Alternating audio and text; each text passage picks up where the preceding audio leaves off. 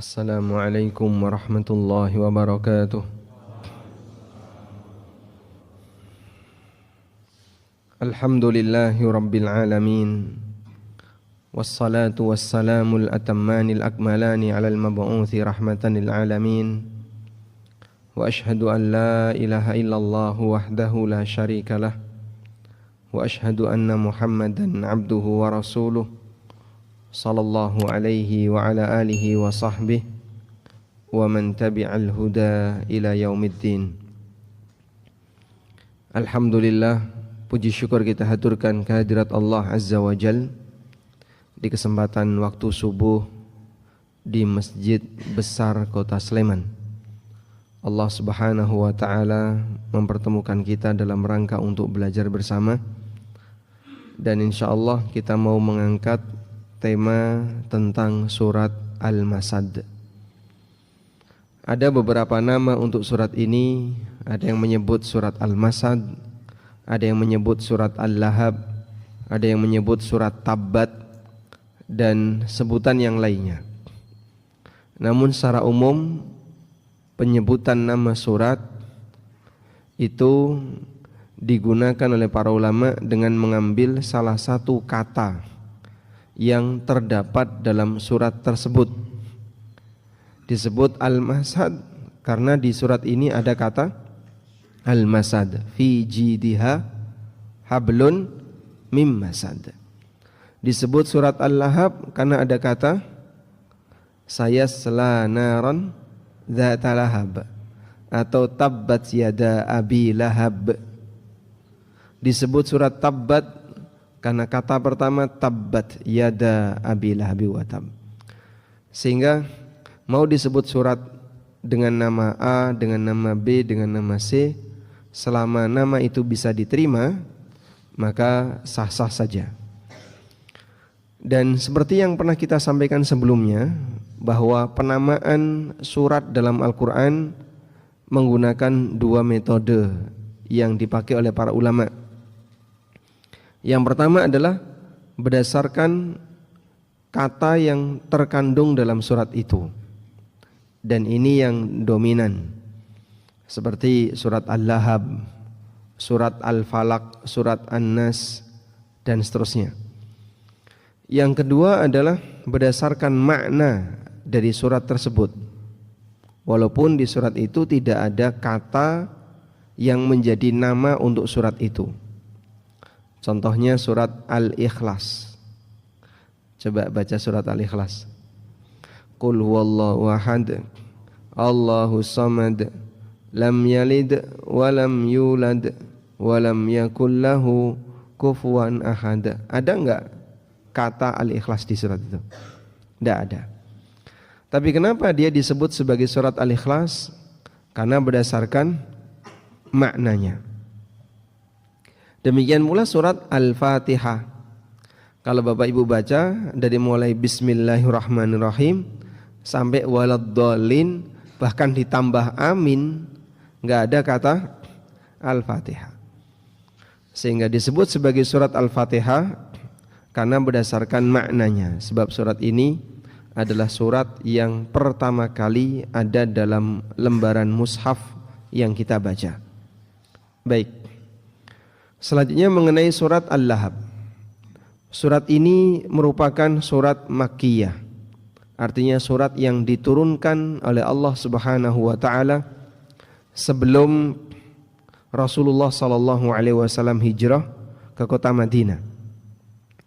Dan pembagian yang lebih tepat untuk surat Makkiyah dan Madaniyah itu berdasarkan waktu, bukan berdasarkan tempat.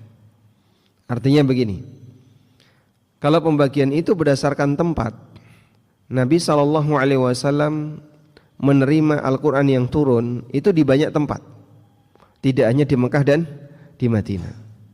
Terkadang ketika di Tabuk beliau menerima surat di daerah A, di daerah B, sehingga ada banyak daerah di mana Nabi SAW menerima wahyu yang diturunkan oleh Allah. Oleh karena itu pembagian Makkiyah dan Madaniyah lebih tepatnya itu berdasarkan waktu. Semua surat yang turun sebelum beliau hijrah disebut surat Makkiyah. Semua surat yang turun setelah beliau keluar dari Mekah berhijrah menuju Madinah disebut surat Madaniyah, walaupun turunnya di Mekah. Idza jaa nasrullahi wal fath itu masuk kategori surat Madaniyah, meskipun Nabi SAW mendapatkan surat itu sewaktu haji. Demikian pula ayat al-yauma akmaltu lakum dinakum wa atmamtu alaikum ni'mati, ini turun kepada Nabi SAW ketika beliau berada di Arafah, tapi disebut sebagai ayat Madaniyah karena dia turun di bagian akhir dari dakwah Nabi SAW, dan bisa dipastikan itu turun pasca hijrahnya Nabi SAW. Baik, selanjutnya dalam ayat ini Allah Subhanahu wa taala bercerita tentang salah satu tokoh kafir di zaman Nabi sallallahu alaihi wasallam. Dan dalam Al-Qur'an Allah Subhanahu wa taala menceritakan tentang sebagian makhluknya yang jahat, baik makhluk yang hidup di masa silam maupun makhluk yang hidup di saat Al-Qur'an itu turun.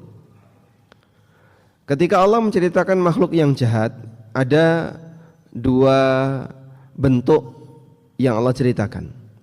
Pertama, Allah ceritakan berdasarkan sifat atau gelar. Seperti Allah menyebutkan tentang orang kafir, Allah menyebutkan tentang orang munafik, Allah menyebutkan tentang orang dolim, orang musyrik, dan seterusnya.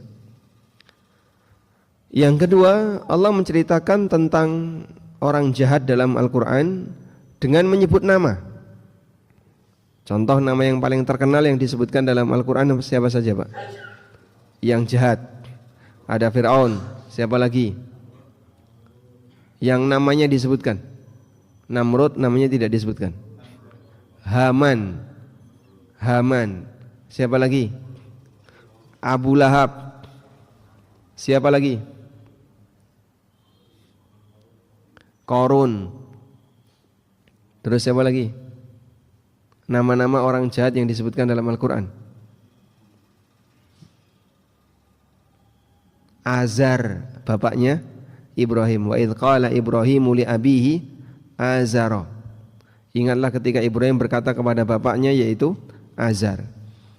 Ini beberapa nama manusia yang Allah Subhanahu wa taala sebutkan dengan nyebut namanya dalam Al-Quran, dan mereka adalah daftar orang-orang yang jahat.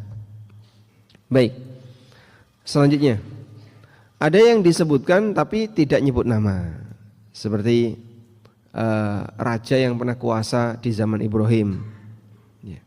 Alam tara ilal ladzi hajja Ibrahim fi rabbih.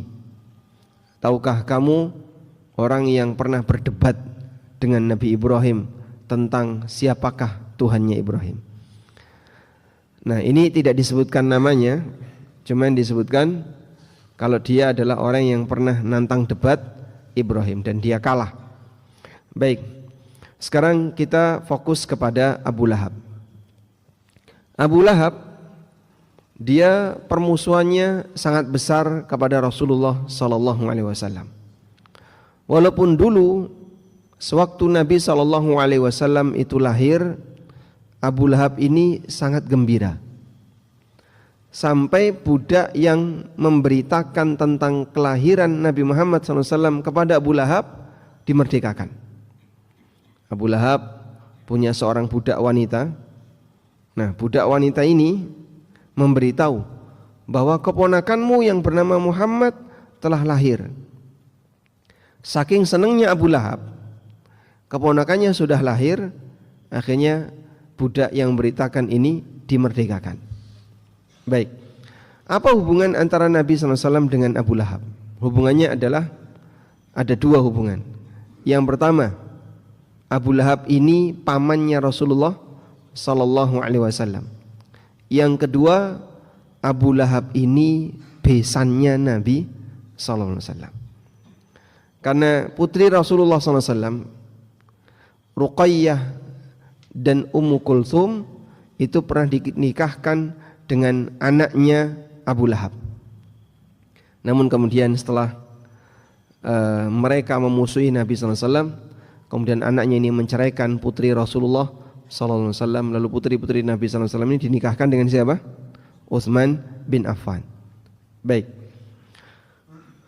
Dan hubungannya dekat secara nasab masih dalam lingkaran Ahlul Bait, karena termasuk Bani Hashim, tapi dia kafir. Ketemu Rasulullah SAW, tapi dia tidak beriman kepada Nabi SAW. Sehingga ada manusia yang secara kedekatan nasab sangat dekat dengan Rasulullah SAW. Secara kedekatan posisi dia tetangganya Nabi SAW.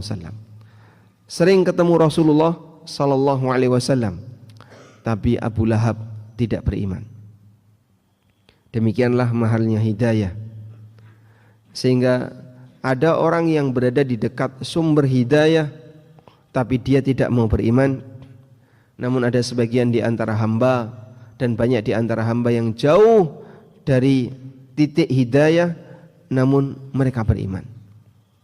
Walhamdulillah, kita walaupun secara tempat jauh dari Nabi SAW. Indonesia dengan Madinah jaraknya berapa, Pak? Enggak pernah ngukur ya. Tapi naik pesawat saja 9 jam. Itu pun belum sampai Madinah. Lalu apa lagi? Secara nasab kita enggak nyambung sampai beliau. Di sini ada enggak yang Habib? Coba Habib angkat tangan, Habib. Tidak ada. Secara nasab kita enggak nyambung kepada beliau. Sehingga kalau nasab kita ditarik sampai atas, kita tidak tahu sampai mana ya nasab kita. Apakah sampai Hayam Wuruk atau sampai Ken Arok, atau kita tidak tahu. Sehingga dari sisi nasab kita enggak nyambung kepada mereka, para Ahlul Bait. Dari sisi geografis, posisi kita jauh dari mereka. Namun walhamdulillah, Allah Subhanahu wa ta'ala memberikan hidayah kepada kaum muslimin, walaupun mereka jauh secara posisi, jauh secara nasab dari Nabi sallallahu alaihi wasallam. Sebab Islam itu rahmat bagi seluruh alam. Sehingga Islam ini tidak hanya diberikan oleh Allah kepada mereka yang punya jalur nasab tertentu. Hidayah Islam juga tidak diberikan oleh Allah hanya khusus untuk orang Arab yang pernah menjadi tetangga Nabi SAW. Tidak. Tapi Islam ini berlaku untuk semuanya. Sampai Nabi SAW pernah menyampaikan kepada para sahabat ketika beliau berada di Mekah, dalam posisi ketika itu kaum muslimin masih tertindas. Rasulullah SAW mengatakan, la yablughanna hadzal amru ma balagal lailu wan nahar. Dakwah ini akan sampai di tempat yang di sana ada siang dan malam. Dakwah ini akan sampai di tempat yang di sana ada siang dan malam. Di mana, Pak, ada siang dan malam, Pak? Di semua permukaan bumi. Dan ini terbukti disabdakan oleh Nabi SAW 14 abad silam, dalam posisi ketika di benua Asia belum ada kaum muslimin, di benua Afrika belum ada orang muslim, di benua Eropa belum ada orang muslim, di daerah yang lain belum ada muslim. Tapi Nabi SAW sudah menyampaikan, dakwah ini akan sampai di tempat yang di situ ada siang dan malam. Pak, di pelosok-pelosok mana misalnya, di pelosok New Zealand, Greenland, atau daerah-daerah kutub, apa ada, Pak, dakwah Islam? Ada, Mas, sudah sampai ke sana. Melalui apa? Tayangan TV, melalui internet, sehingga sampai di seluruh penjuru dunia. Padahal dulu berasal dari satu titik, di mana? Di kota Mekah, yang dulu didakwahkan oleh satu orang, tapi nyebar ke seluruh penjuru dunia. Siapa yang menyebarkannya? Allah Subhanahu wa ta'ala. Karena itulah jemaah yang dimuliakan Allah, kita bersyukur kepada Allah. Allah berikan kita hidayah sebagai muslim yang baik, sehingga kita bisa mengikuti sunnah Nabi SAW. Walaupun kita jauh secara posisi dari beliau, nasab kita juga jauh dari beliau, tapi hidayah diberikan oleh Allah Subhanahu wa taala kepada seluruh hambanya sesuai yang Dia kehendaki. Baik. Sehingga keberadaan Ahlul Bait yang tidak beriman seperti Abu Lahab, seperti Abu Talib, dan beberapa paman Nabi SAW yang tidak beriman, bibi beliau yang tidak beriman juga banyak. Ini memberikan kita pelajaran bahwasanya hidayah tidak berpihak pada nasab. Hidayah tidak berpihak kepada nasab. Andaikan hidayah itu berpihak kepada nasab, maka pengikutnya Nabi Nuh yang paling berhak adalah anaknya. Padahal anaknya Nabi Nuh bagaimana, Pak? Mati kafir, ditenggelamkan oleh Allah. Andaikan hidayah itu yang paling berhak adalah nasab, maka bapaknya Ibrahim paling berhak dapat hidayah.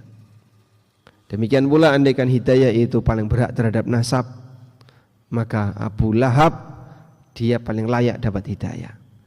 Tapi ternyata justru mereka lah yang memusuhi dakwah orang-orang saleh, para nabi yang tadi kita sebutkan. Sekarang coba kita lihat Al-Bukhari rahimahullah meriwayatkan sebuah cerita yang disampaikan oleh Ibnu Abbas radhiyallahu anhuma. Ibnu Abbas bercerita, "Anna Nabiyya sallallahu alaihi wasallam kharaja ila al-Batha fasa'ida al-jabal fanada ya sabaha fajtama'at ilaihi Quraisyun faqala ara'aytum in haddathtukum anna al-aduwa musabbihakum aw masikas aw mumsikum akuntum tusaddiquni." Ibnu Abbas bercerita, Nabi SAW pernah naik di sebuah bukit di daerah Batha. Lalu beliau SAW menyampaikan kepada mereka dakwah Islam. Lalu sebelumnya beliau kasih muqaddimah, ya sabaha, wahai masyarakat yang sekarang kumpul. Fajtama'at ilaihi Quraisy, maka banyak sekali orang Quraisy yang kumpul karena mendengarkan panggilan beliau. Sampai diceritakan dalam riwayat yang lain, orang yang tidak bisa hadir arsala rasula, dia ngirim wakil, dia ngirim utusan. Muhammad manggil kita, ngundang kita, pasti ada perkara penting yang mau disampaikan oleh Muhammad. Karena beliau terkenal sebagai orang yang amanah, jujur, orang yang baik sebelum beliau jadi nabi. Sehingga beliau tidak punya pengalaman berbohong, tidak punya pengalaman berdusta. Maka saat beliau ngundang banyak orang, ayo kita kumpul, ada suasana genting ini, semua orang percaya. Abu Lahab percaya, masyarakat yang lain juga percaya. Sampai yang gak bisa datang, dia ngutus wakil. Coba kamu datangi itu panggilan Muhammad, mungkin ada informasi penting yang akan dia sampaikan. Lalu Nabi SAW mengatakan, ara'aitum in haddathtukum. Coba kalau saya sampaikan kepada kalian ada satu berita, annal aduwa musabbihukum au mumassikum, bahwasanya musuh sudah siap di balik bukit ini untuk menyerang kalian di waktu pagi besok atau di waktu sore. Akuntum tusaddiquni, apakah kalian akan membenarkan aku? Qalu, semuanya mengatakan na'am, iya, kami akan membenarkan semua berita yang kamu sampaikan. Qala, kemudian Nabi SAW mengatakan, fa inni nadhirul lakum baina yaday adzabin syadid. Aku adalah utusan untuk kalian yang memberikan peringatan kepada kalian akan adanya azab yang sangat menyakitkan. Nabi SAW mengumumkan status beliau sebagai Rasul, utusan Allah di depan siapa? Orang-orang Quraisy. Faqala Abu Lahab, maka Abu Lahab mengatakan, tabban laka sa'iral yaum alihadza jama'tana. Celaka kau wahai Muhammad. Alihadza jama'tana, apakah untuk informasi ini kau kumpulkan kami? Maka dia menyampaikan celaan kepada Nabi SAW dengan celaan sampai pada tingkatan puncak. Jadi kalimat mengumpat, kalimat mencela di masing-masing bahasa itu kan beda-beda Pak ya. Bahasa Jogja punya kalimat celaan sendiri. Nanti bahasa Jawa Timur punya kalimat celaan sendiri. Nanti di daerah yang lain juga punya kalimat celaan sendiri. Dalam bahasa Arab juga ada kalimat celaan yang paling jelek dalam bahasa Arab, itu kata tabba. Tabba itu sudah merupakan kalimat celaan paling jelek. Kalau di Jogja apa Pak? Wah enak deh nyebut Mas. Kita yang menjaga lisan jangan sampai ngomong kasar. Kita yang menjaga lisan jangan sampai ngomong yang mengumpat. Kita nggak tega untuk nyebut itu. Kalau di sini kan nyebut binatang Pak ya. Binatang yang biasanya dijadikan apa? Penjaga rumah. Itu kalau di sini ya. Kalau di Jawa Timur beda lagi. Sehingga kalau ada orang jengkeli itu, kemudian orang Jawa Timur kok marah, dia akan mengeluarkan kalimat nggak enak untuk disebut ya. Ya tahu sendirilah. Nanti orang Sunda juga punya sendiri. Sehingga di masing-masing daerah itu punya kalimat ejekan, kalimat umpatan, dan itu bertingkat. Ada orang yang misalnya mencela orang lain dengan kata, mohon maaf misalnya, petok misalnya. Terus apa lagi? Yang lebih ringan, oon misalnya, dan seterusnya. Itu kalau di tempat kita kan lebih ringan ya, lebih ringan. Dibandingkan kalau sampai nyebut binatang.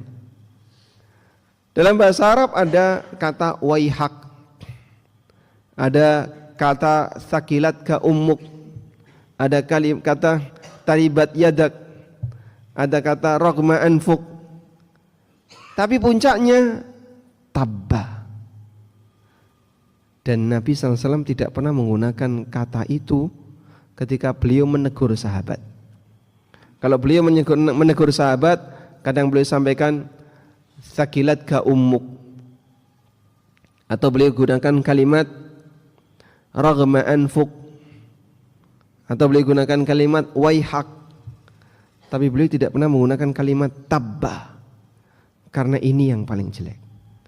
Nah, kata ini yang dipakai oleh Abu Lahab untuk mencela Nabi SAW ketika dia kecewa saat dia ikut kumpul. Ternyata informasi yang disampaikan oleh Rasulullah SAW adalah status beliau sebagai Nabi. Abu Lahab kecewa. Akhirnya dia mencela Nabi SAW dengan celaan yang paling jelek. Tabban laka sa'iral yaum, ciloko awakmu wahai Muhammad. Ya, kalau mungkin diterjemahkan ya, tepatnya pakai kata-kata tadi ya, umpatan yang paling jelek di masing-masing bahasa. Fa'anzalallahu ta'ala, lalu Allah subhanahu wa ta'ala menurunkan tabbat yada abi lahabi wa tabba, celakalah Abu Lahab wa tabba, dan dia telah celaka, sampai akhir dari surat. Sehingga ini menjelaskan tentang sababun nuzul, kenapa surat Al-Lahab itu diturunkan. Surat Al-Lahab diturunkan sebagai pembelaan yang diberikan oleh Allah Subhanahu wa taala terhadap kehormatan nabinya sallallahu alaihi wasallam. Sehingga ketika ada orang yang mencela nabinya sallallahu alaihi wasallam dengan celaan kalimatnya kalimat jelek, maka dibalas oleh Allah dengan celaan yang sama.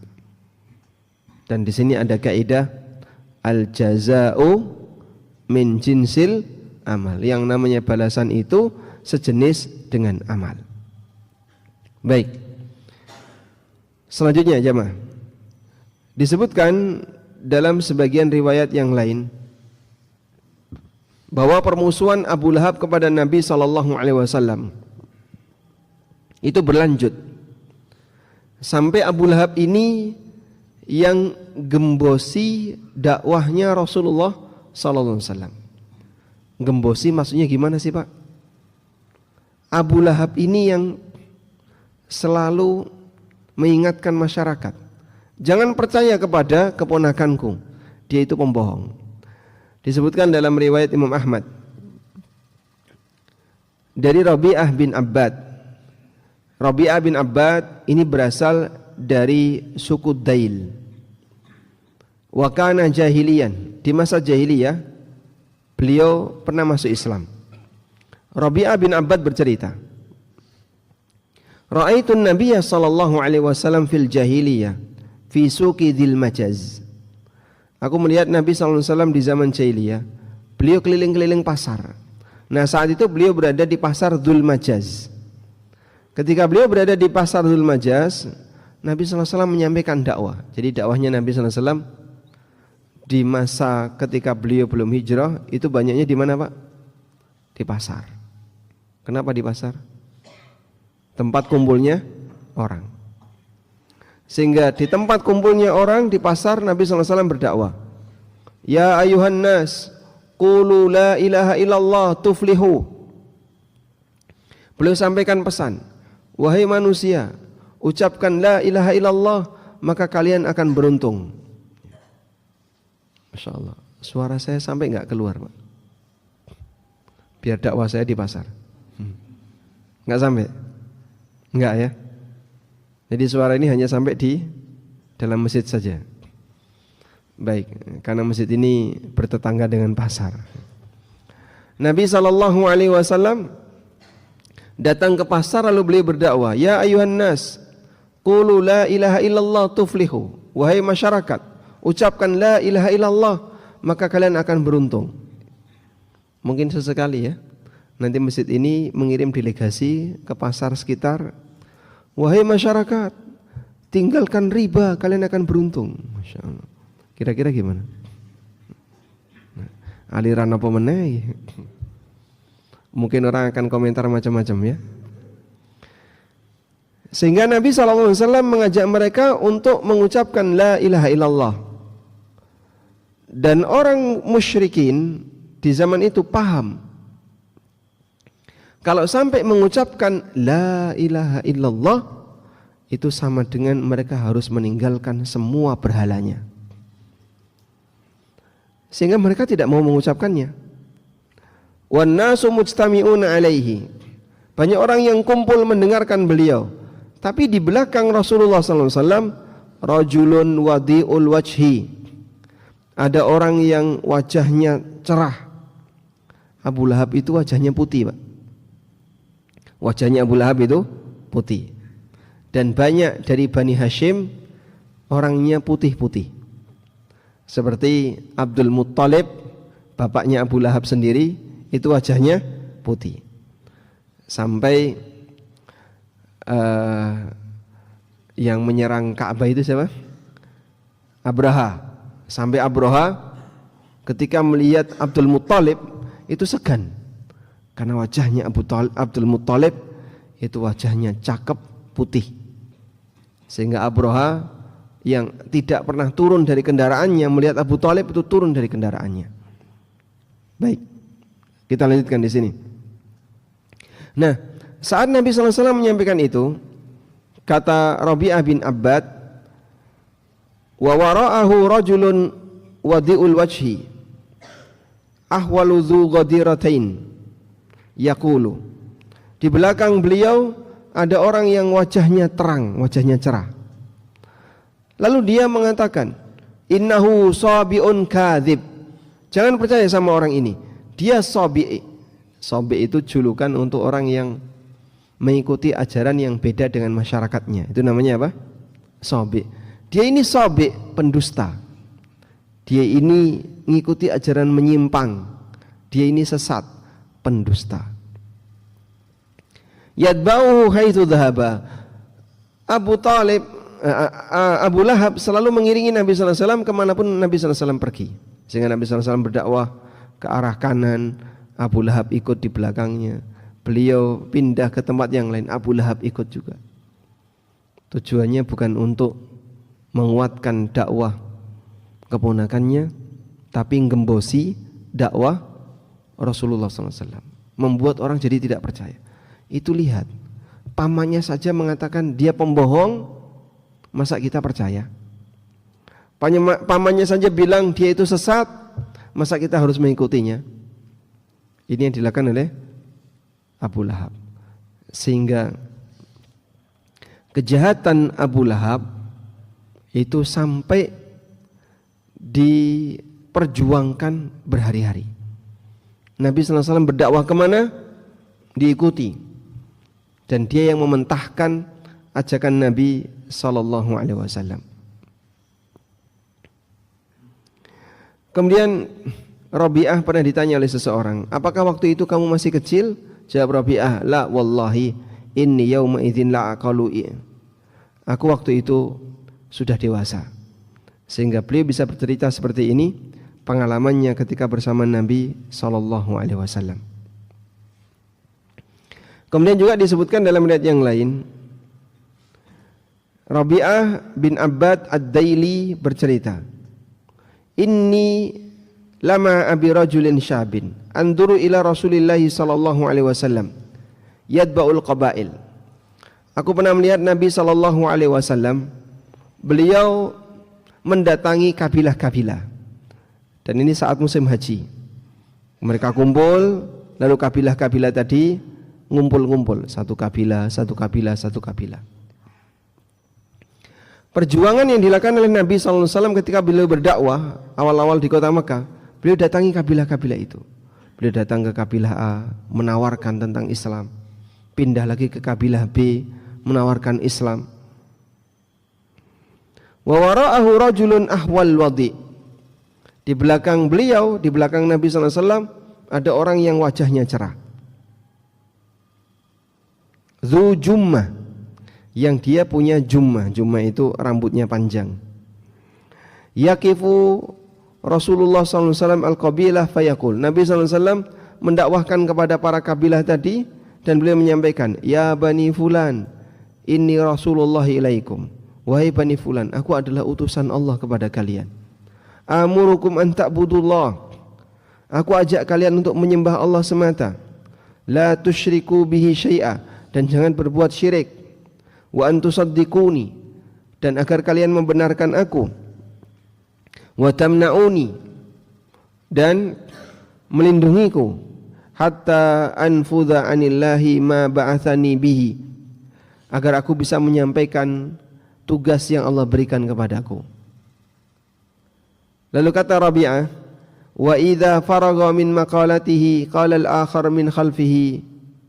Begitu Nabi SAW selesai ceramah, Abu Lahab maju, lalu dia mengatakan, ya bani fulan, wahai bani fulan, hadza yuridu minkum an tuslihul Lata wal Uzza. Orang ini mau mengajak kalian untuk meninggalkan Lata dan Uzza. Wa khulafa'akum minal jinni min Bani Malik bin Aqyash. Dan orang ini mengajak kalian untuk meninggalkan kelompok-kelompok kalian. Ila ma ja'a bihi minal bid'ah wad dhalalah. Dan dia datang dengan membawa bid'ah dan kesesatan. Jadi dulu Nabi SAW dituduh ngajarin apa? Bid'ah. Karena apa yang beliau sampaikan beda dengan yang umumnya dimiliki oleh masyarakat. Fala tasma'u lahu wa la tattabi'u. Jangan dengarkan ucapannya, jangan ikuti dia. Qultu li abi, maka aku tanya kepada bapakku, man hadza, siapa orang di belakang itu? Qala ammuhu Abu Lahab. Itu adalah pamannya Muhammad, namanya Abu Lahab.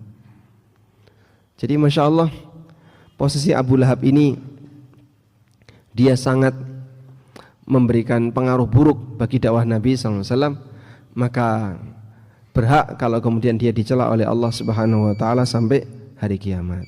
Baik. Selanjutnya bagian terakhir, masih satu ayat ya. Di kalimat tabbat yada abi lahabi wa tab, ada berapa kata tabba di situ? Ada berapa?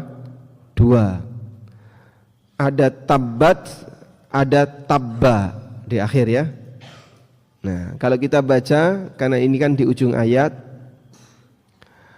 tabbat yada abi lahabi wa tab. Nah, jadi ditekan dulu, baru dilepas dalam bentuk qalqalah. Tabbat yada abi lahabi wa tab. Ditekan, baru kemudian dilepas. Kata tabbat yang pertama doa. Kata tabba yang kedua berita. Kita ulangi ya. Kata tabba yang pertama apa? Doa. Kata tabba yang kedua berita. Nah, muncul pertanyaan, itu kok pakai tak marbuto, Pak? Apa pakai tak, Pak? Pakai tak taknis. Tabbat. Yang kedua tabba. Bedanya apa? Karena yang pertama ini mau diarahkan ke kata yada abi lahab.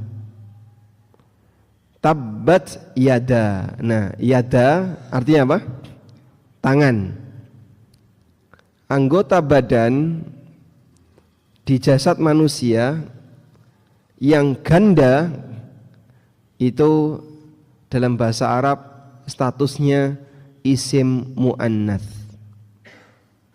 Anggota badan di organ manusia yang ganda bahasa Arab, dalam bahasa Arab distatuskan sebagai isim muannats. Maka tangan ini ganda sehingga dibuat muannats, tabbat. Nah, pertanyaannya, kenapa Allah menggunakan ungkapan tangan? Kenapa Allah tidak mengatakan tabba Abu Lahabin wa tabba? Ya, karena aktivitas itu banyak disandarkan ke tangan. Perbuatan maksiat. Nah, namanya perbuatan itu pelakunya apa? Tangan. Makanya kemudian yang disebut di situ tangan Abu Lahab. Walaupun maksiatnya dilakukan oleh sekujur tubuh Abu Lahab, tapi dominan yang namanya perbuatan itu berasal dari anggota badan yang disebut dengan tangan. Sudah? Sehingga di bagian awal tabbat ini doa. Maka kalau kita terjemahkan yang lebih tepat, semoga ciloko, semoga celakalah Abu Lahab wa tabba. Nah, yang kedua ini berita, dan dia telah celaka. Wallahu a'lam. Baik, mungkin demikian yang bisa kita sampaikan. Insyaallah di pertemuan berikutnya kita masih membahas tentang tafsir surat Al-Lahab lanjutannya. Baru dapat satu ayat dan penjelasan tentang sababun nuzul.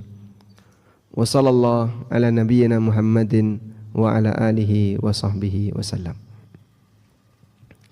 Ada yang mau disampaikan jemaah? Tidak ada. Walhamdulillah. Kurang berapa menit untuk salat syuruk? Sudah 7 menit. 7 menit, baik. Jika tidak ada yang disampaikan, silakan manfaatkan untuk zikir sampai 7 menit. InsyaAllah kita akan sambung di pertemuan berikutnya. Wassallallahu ala nabiyyina Muhammadin wa ala alihi wa sahbihi wasallam. Wa akhiru da'wana anil hamdulillahi rabbil alamin. Wassalamualaikum warahmatullahi wabarakatuh.